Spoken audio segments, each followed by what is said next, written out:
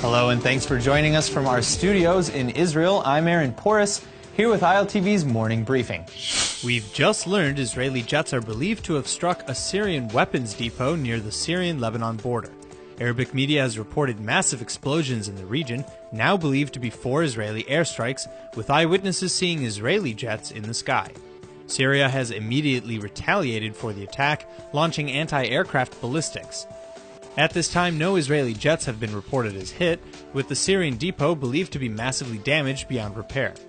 This incident comes just a few weeks after Syria launched rockets at Israeli planes returning from a reconnaissance mission in Lebanon, actions that caused Israel to return fire and destroy the anti-aircraft batteries. Israeli Prime Minister Benjamin Netanyahu issued a harsh warning after that counterattack, saying, quote, "If anyone attempts to harm us, we will harm them back," end quote. Clearly, tensions are continuing to ramp up between Israel and Syria, especially now that both Iran and Hezbollah are in the mix.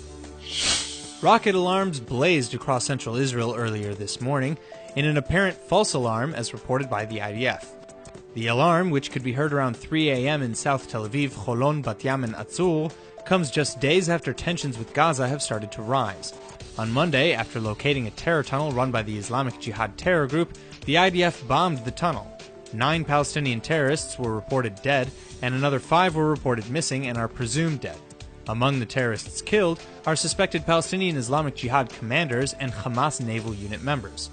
The tunnel they were building stretched from Khan Yunis in Gaza to Kibbutz Kisufim in Israel. The Iron Dome has now been set up in the area, and construction on the underground barrier wall around Gaza has been stalled due to suspected retaliation attacks on the workers. Despite earlier aligning with Gulf nations like Saudi Arabia, Bahrain, and the UAE against Qatar for its support for terrorism, the United States is now seemingly pulling a 180 and has approved a $1.1 billion contract with the tiny Arab peninsula.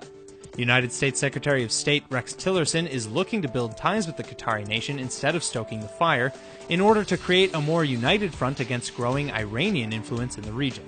The deal Secretary Tillerson signed is in service to Qatar's F-15QA fighter jets by building ground facilities and protected bunkers for them. According to the State Department, quote, "Qatar is an important force for political stability and economic progress in the Persian Gulf region.